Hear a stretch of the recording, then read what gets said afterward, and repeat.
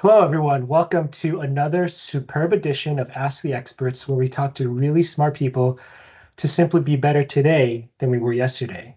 Today, we're talking to Restaurant Technologies Chief Legal Officer and Chair of our Corporate Social Impact Committee, Diana Geseking.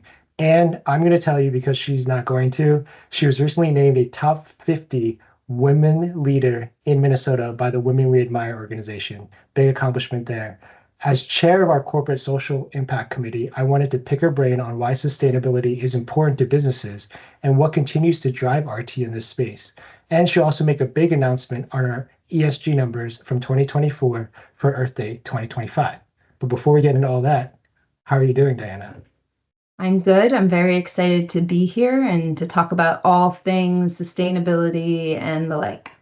Yeah, we're excited to talk to you. I think this is one of my favorite things about working for RT is our sustainability initiatives and the impact that we make around the country, around the world.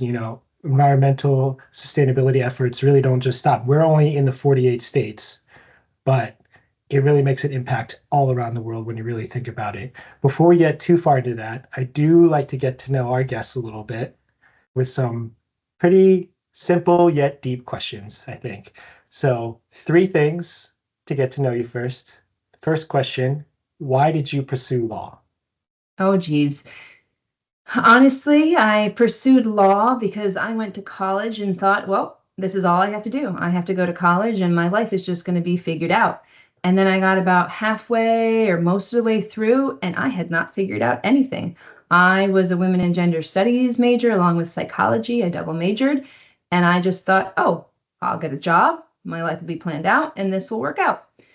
And so I actually, after graduated from college, went and worked at a law firm in New York City. And I thought to myself, okay, I'm a paralegal in a New York law firm. If I can do this, I can go to law school, I can be a lawyer. So that's pretty much what took me down that path. And then I took the LSAT, went to a football game at the University of Michigan, and I was sold that that was where I wanted to go to law school. And so that's what I did. Yeah, for our customers or our fans in Ohio, don't hold that against her, I guess, that she went to Michigan. Or But or I mean, do, that's okay. It's Ohio. yeah, I'm always going to say go yeah, blue. So I I respect it. So next question, how did you end up at RT? So I practiced law at a law firm for a number of years. I was actually one of those lawyers who went to court and said, I object, and wrote motions and briefs. And then I had the opportunity when I was living in Chicago, because I started my practice in California and then I moved to Chicago. And a recruiter called me and said, hey, have you ever thought about going in-house? And I said, that sounds awesome.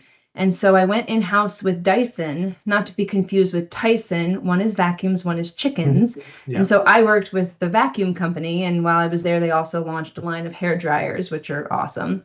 And so I went in-house there and I never looked back. It was an awesome opportunity because one of my favorite things about working in a law firm was when you got to sit down with partners and other attorneys and just talk about theory and strategy, and you couldn't bill for that. And then you'd have to go Mhm. back to your office and sit there and go through documents for another Mhm. 6 hours. And so Yeah. going in-house, you didn't have that billable hour hanging over your head, and you got to strategize and talk business and Mhm. marketing and planning Yeah. with other people who weren't lawyers. And that was a super great opportunity. Yeah, Dyson vacuums, by the way. My entire family, my sisters have one, my parents have one, we have one. Great vacuums.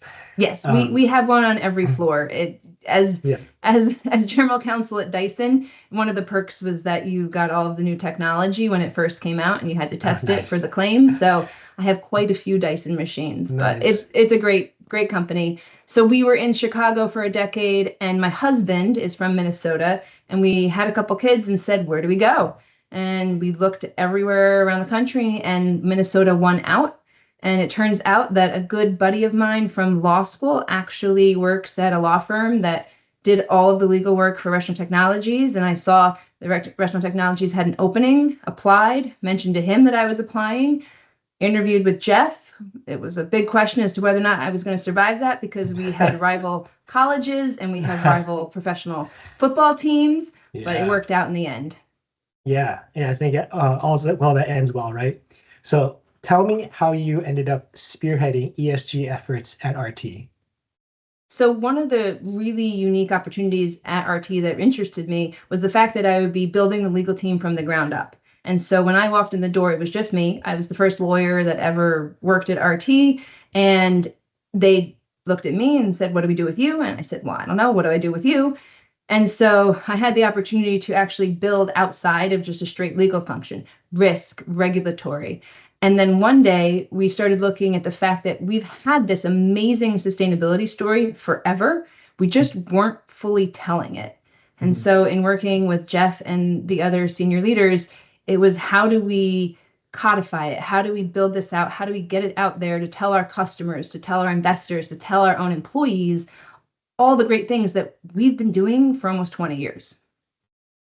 Yeah, I think one of my favorite things of RT is the entrepreneurial mindset that really empowers us. We have an idea and we just are empowered to go out and do it. I think one of the things was the reusable cups at corporate headquarters was led by an employee, where Yes. we no longer use bottled water at corporate headquarters. We use reusable cups. And there's a lot of initiatives that you can kind of find at RT that are really employee driven. And I think, that's really one of the best things about working RT. But I'm not here to, gush about RT. Let's talk a little bit about sustainability. It's always good to refresh our audience on our process. So tell me how we get from cooking oil that we deliver, the fresh cooking oil, into renewable fuel. Sure. So we've been delivering fresh cooking oil to restaurants for over 20 years, like I said. And we also collect the used cooking oil that comes out of all the fryers and cooking that the restaurants do. And the really cool thing is that used cooking oil can be converted by third parties into biodiesel and renewable diesel. And I've actually gone down to a plant to see how this process works, and it is crazy. I don't recommend it, but technically, once it's processed fully, you could actually drink it because Mm, it's so yeah, clean. Apparently it gives you tummy troubles, so I don't recommend it, but I have been told that you can do this. And so that is the just because general you can process, though. doesn't mean you should, right? Exactly. Just Yeah. because you can doesn't mean you should.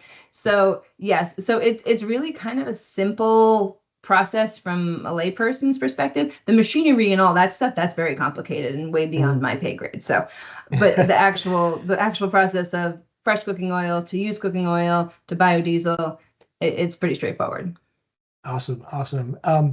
So we do this kind of every year now on Earth Day. It's kind of become this tradition. We have a big announcement. We announce all the wasted, all the used cooking oil that we recycled and converted from the previous year. And so I want to put the ball in your hands and just tell me how we did in 2024. We did awesome. We recycled over 360 million pounds of used cooking oil. That's an insane amount. And we keep going up year over year. It is enabling us and our customers to avoid over 80 million pounds of CO2 gases. And so, to put that in perspective, that's the equivalent of almost 125,000 cars being off the road. And the crazy number, which I really like, is think about coffee cups, right? 6 ounce coffee cup, get it every day, go to Starbucks. Mhm. If you're in the Midwest, go to Caribou. It is nearly a billion. That's how big the number Yeah. is. And so just as something that we do naturally as a part of our business, this is this incredible byproduct. And oftentimes that's what sustainability is about. It's about taking something that is a cast off, that is a waste or a byproduct of something that your company does, and finding a way to turn it into something that benefits the environment and the world as a whole. Yeah, it's pretty incredible when you look at all the numbers. You said almost a billion coffee cups. I think it was almost 9 million cubic feet of landfill space savings, and Yep. just the impact that we make around the world is pretty incredible. There is a small part of this that I do want to point out, and it's our continued partnership with Sheets and our full circle economy there. It's pretty incredible. I don't think it's talked about enough. So let's talk about it a little bit. So tell me, what is a full circle economy and what's so unique about it?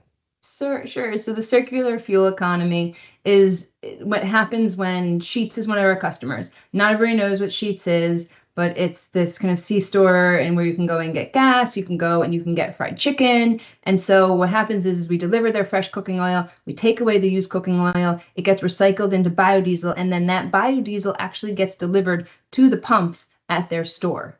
So the truck driver and those folks who are driving in there, driving their trucks, filling up with that biodiesel is also coming from that fried chicken that they're getting and picking up to snack on while they're on the road. Yeah, it's pretty awesome when you think about you go in and you get some fries.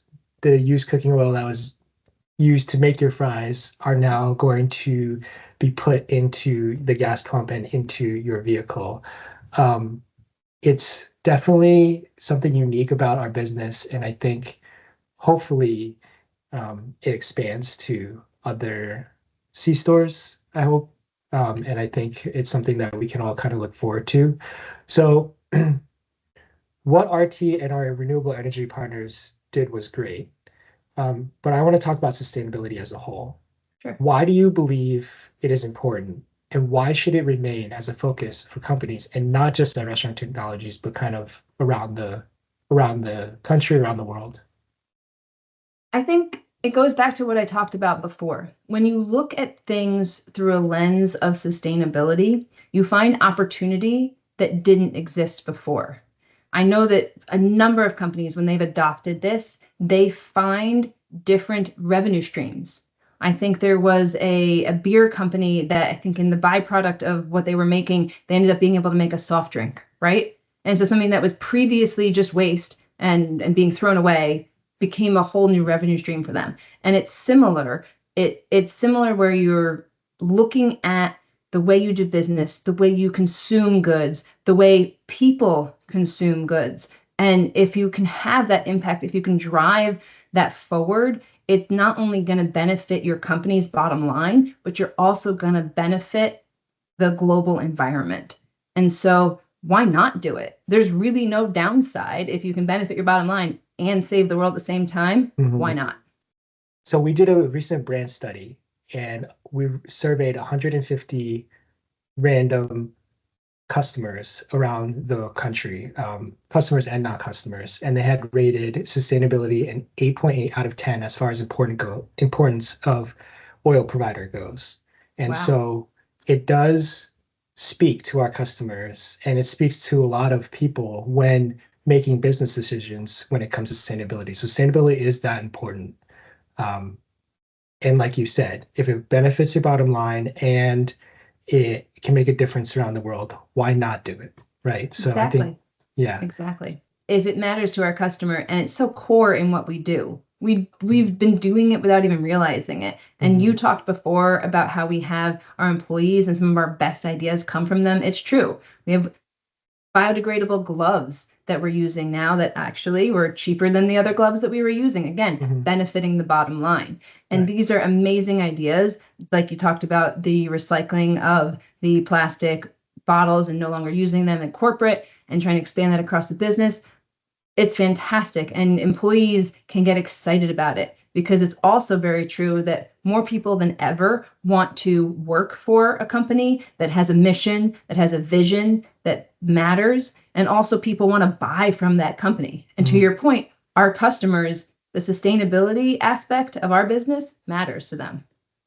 Yeah. And on a personal note, when I got the job offer from RT, one of the deciding factors was, the environmental aspect of what we do. Like, am I going to love what we do? Am I going to be passionate about what we do? Am I going to be able to go out and sell to the media and tell our story? So what's next for RT as far as sustainability goes? What's on deck here? Sure. So one of the big things that we are implementing this year is actually software. We're going to be working with Salesforce NetCloud Zero, and it is going to enable us to track our emissions and our sources of our emissions down to the depot level. So it is going to be so granular and it's so great because we're going to have these dashboards and it can really help us understand where our emissions are coming from. Is it coming from our fleet? Is it coming from our depots and their use of electricity and water? Is it coming from our people who are traveling a lot and being on planes or in cars? what is the emission, what are the emissions coming from our oil suppliers and our third parties and our other partners that we work with. And all of that information, not only do we have to report it to regulatory bodies, but it's also going to be data that we can provide to our customers. So we've always been able to provide them with how much emissions they are saving by using our systems, but now we're going to go even further with scope 3 and be able to provide them with that data. So we're really excited about that and the tracking and data abilities that we're going to have. Yeah, I think there's just so much potential in what we can do in the future. We talked about C-stores and kind of expanding that. And when it comes to renewable fuel, there's just so many places we can go with it. There's so many, and you think about the opportunities, universities, right? You have campuses that have dining rooms and kitchens all across their campuses, and then they also have public transportation for their students. Mhm. What do those buses run on? What are those machines and the things that are the machines that are working on the fields and the football fields and all of it? What does it all run on? And so you could have Right. students who are eating French fries and fried chicken, and then they're taking a bus to class and it's being run on the diesel that was created by the oil that made their fries. There's so many opportunities across the country that sustainability can be woven into just the regular business operations. Yeah, and I definitely ate a lot of fries when I was in college, so Exactly. a lot of potential Especially for late fuel night. there. Yeah, I'm just exactly. saying, not just because you were just hanging out with friends and you get hungry, but Yeah, there's a lot of fried chicken and fries late night. yeah, exactly. All right, so I think that kind of closes up the conversation for today. I think we covered a lot of great stuff. I think, sustainability, not just for RT, but as a whole for any business is really important. And it's an important investment as far as our future goes. You have kids, I have kids. It's important for their futures. And I think just having a cleaner, healthier planet in general to live in is never going to be a bad thing, right? So Never. It's a great thing, and I, like you said before, why you came to RT. It's a big part of why I'm here and why I love working for Restaurant Technologies and why I really believe in the company and the dedication that it has to safer, smarter, sustainable kitchens. I think that's the Again, perfect way to close it. I can't say it any better than that. So we're going to thank everyone for joining us. I did forget to mention at the top, if you do like us, make sure you like, subscribe, YouTube, wherever you find this. I think it's actually on YouTube right now. So subscribe on YouTube. We'll see you guys next time. thanks so much for having me. Thanks for joining us.